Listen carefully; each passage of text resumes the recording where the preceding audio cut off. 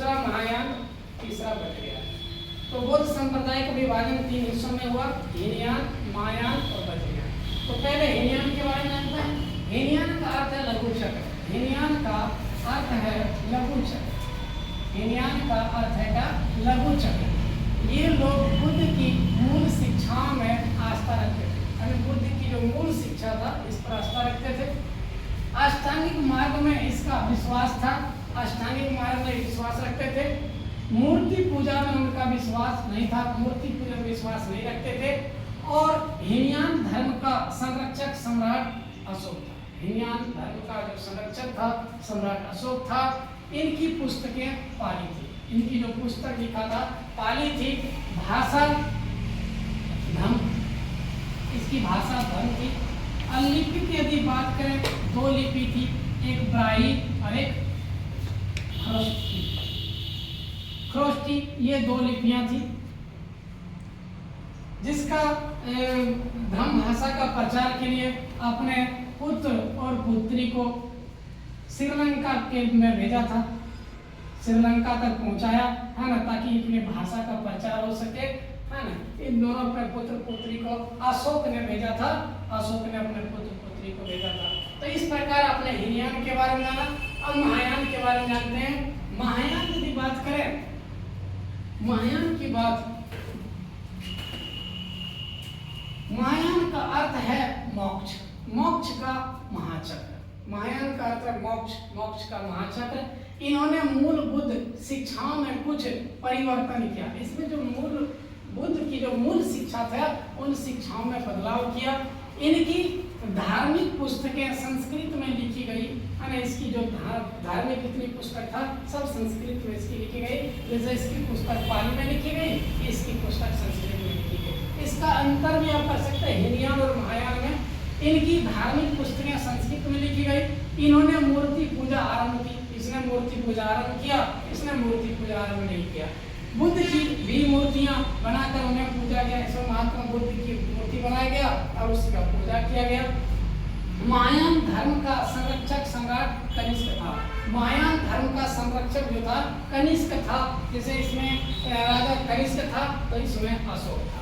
इसमें अशोक अर्थात हीनयान में अशोक है तो महायान में कनिष्क इसका शासक था।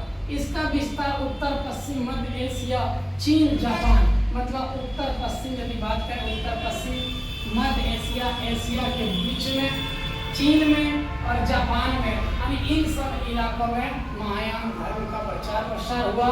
और इसका तो आप देखिए कि अशोक ने पुस्तक पाली में, और ये हीनयान धर्म का सम्राट अशोक थे। अब आते हैं हम लोग वज्रयान।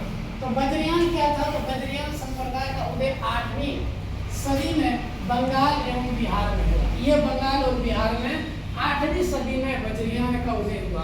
तो वज्रयान इसके अनुयायी कई प्रकार की गोपनीय क्रियाएं करते थे, बहुत गोपनीय क्रियाएं करता था।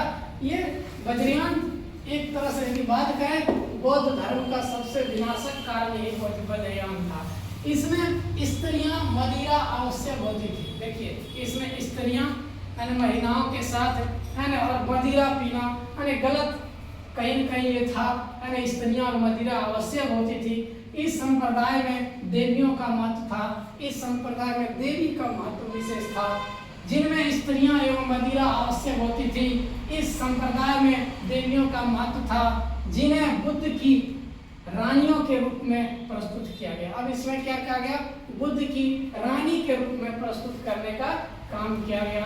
अब इसमें देखिए ये क्वेश्चन सेम थोड़ा लगता हो गया, दोनों क्वेश्चन सेम उठा गया, दोनों क्वेश्चन, ये क्वेश्चन जिन्हें बुद्ध की रानियों के रूप में प्रस्तुत किया गया। देवियों को तारा कहा गया। अच्छा, इस वज्रयान में बात करें तो देवी को तारा कहा जाता था। और इस संप्रदाय ने विक्रमशिला में एक विहार का निर्माण कराया, और विक्रमशिला में एक विहार का निर्माण कराया। यह धर्म पंजाब, कश्मीर, सिंध, अफगानिस्तान, यानी इस धर्म का जो है यह धर्म पंजाब, कश्मीर, सिंध, अफगानिस्तान में फैला। और इसकी बुराइयां ही कालांतर में बौद्ध धर्म का पतन, बौद्ध धर्म का पतन का कारण बना। देखिए इस धर्म में वज्रयान में इतनी बुराइयां फैला, इतनी बुराइयां फैला कि एक समय बौद्ध धर्म जो है बुराइयों का सबसे बड़ा कारण और पतन का कारण बना।